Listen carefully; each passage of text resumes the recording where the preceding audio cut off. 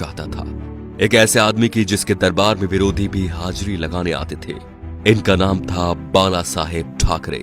चांदी के सिंहासन पर बैठने के शौकीन बाल ठाकरे खुलेआम धमकी देते थे। ये बात है सन 1990 के आसपास की। कश्मीर में इस्लामी आतंकवाद चरम पर था। कश्मीरी पंडितों को भगाया जा रहा था। अमरनाथ यात्रा चल रही थी। आतंकवादियों ने यात्रा बंद करने की धमकी दे दी और कहा जो भी अमरनाथ यात्रा आएगा वो वापस नहीं जाएगा। तब बाल ठाकरे ने एक बयान दिया कि हज के लिए जाने वाली 99% फ्लाइट्स मुंबई एयरपोर्ट से जाती है। देखते हैं यहां से कोई यात्रा मक्का मदीना कैसी जाती है। अगले दिन ही अमरनाथ यात्रा शुरू हो गई। सन 1992 में बाबरी मस्जिद ढहा दी गई तो बाल ठाकरे आपकी अदालत शो में आए हुए थे। जब उनसे कहा गया कि सुना है ये काम शिव सैनिकों ने किया है, तो वे बोले यदि ये काम शिव सैनिकों ने किया है तो ये गर्व की बात है। बाल ठाकरे का बचपन का नाम था बाल केशव ठाकरे, जो वक्त के साथ साथ बाला साहेब ठाकरे बन गया। 1980 के दशक में बाला साहेब ठाकरे ने मुसलमानों के बारे में कहा कि ये कैंसर की तरह फैल रहे हैं और देश को इनसे बचना चाहिए। 1950 के आसपास टाइम्स ऑफ इंडिया के संडे एडिशन में इन्हीं के कार्टून छपते थे। इन्होंने 1960 में ये नौकरी छोड़ दी थी। बाल ठाकरे को हिंदू हृदय सम्राट कहा जाता था। उनका मोदी की तरह बिना देखे भाषण देना लोगों के मन को भा गया।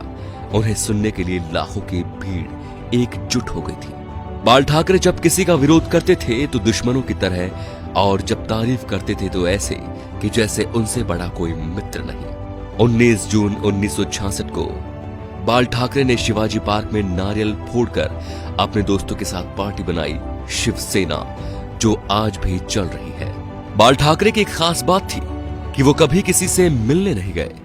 बड़े बड़े बॉलीवुड एक्टर बियर पीने और उनसे मिलने उनके घर आते थे, जैसे नरेंद्र मोदी, माइकल जैक्सन। बाल ठाकरे के कुछ स्पेशल शौक थे, सिगार, व्हाइट वाइन एक्सेट्रा।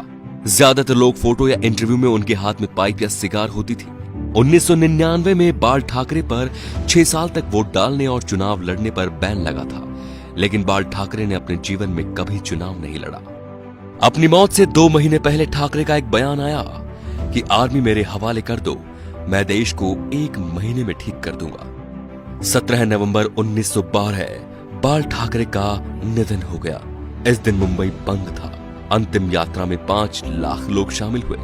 थोड़ी थोड़ी देर बाद एक आवाज उठती है, बाला साहेब। लाखों लोग चिल्लाते रहे, अमर रहे।